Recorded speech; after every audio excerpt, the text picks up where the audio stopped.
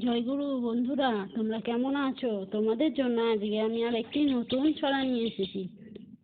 ছড়াটির নাম ভালো রে ভালো, সুকুমার রায়ের লেখা। দাদা গো, দেখছি ভেবে অনেক দূর, এ দুনিয়ার সবই ভালো। আসল ভালো, নকল ভালো, সস্তা ভালো, দামিও ভালো, তুমিও ভালো, আমিও ভালো।